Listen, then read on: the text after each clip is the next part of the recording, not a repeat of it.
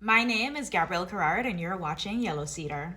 If you guys have been following me for a while, you know that I'm a big believer in vibrational medicine and how the practicing of vibrational medicine has the capacity to heal the mind, heal the body, and heal the energetic field. I'm a sound bath practitioner, and so therefore I use the crystal singing bowls in order to emanate a particular frequency that is able to move through the body and do this deep healing work. Now, what I don't think a lot of us realize is that vibrational medicine, while it's been talked about more predominantly in this day and age, vibrational medicine is incredibly old and can be traced back to various ancient civilizations. And while we more modernly know the crystal singing bowls to be connected to vibrational medicine, the African drums were also carrying out the same type of healing as the crystal singing bowls. And some may even theorize that the African drums was the original prototype to the crystal singing bowls that we know today and the tuning forks. Now, us here in the Caribbean know that our relationship to the African drums is a deeply sacred relationship that dates back to the time of the Atlantic slave trade, when these drums was used by enslaved people to send covert messaging to people in nearby plantations and villages. This covert messaging oftentimes offered information about uprisings and rebellions, as well as sent warnings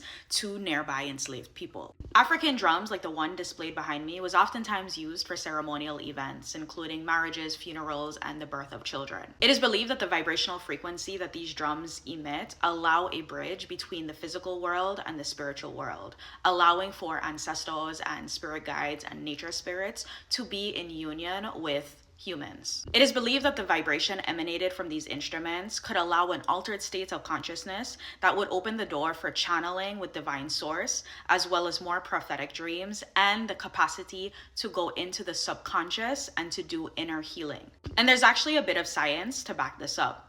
Theta state and delta state are the states of brain waves in which you're able to go into a meditative channeled state. It's actually the state of the brain that needs to happen in order for regressionists to regress people back to childhood or regress people back to past lives. Now, in the case of the African drums, there are known circumstances in which the vibration of the African drums have induced people into a theta state where they're able to have past life experiences and to recall events that they would otherwise have no idea about, including some people having the capacity to speak languages that they've never had access to. To take it to an even deeper level, it's believed that the African drums and the vibration that these drums are able to emit also mirror the primordial sound. Essentially, this was the sound that seeded the universe, the very first sound that was ever heard, and the very first sound that you hear as a being coming into this world is the exact vibration that you hear from an African drum.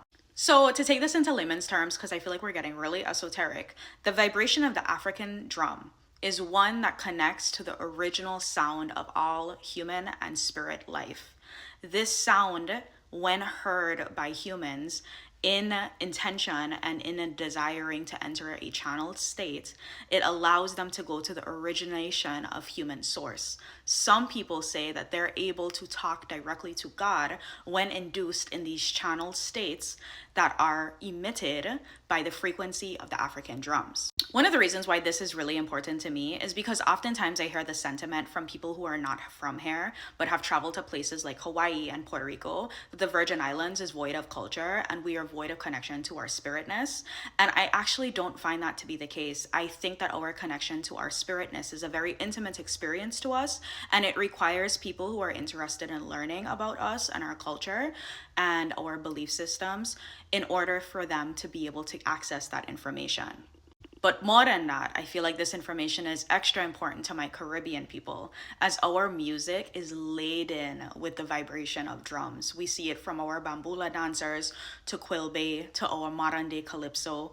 And so I think that understanding the significance of the African drums and all the ways those vibrations can be used to heal and can be used to connect is so invaluable.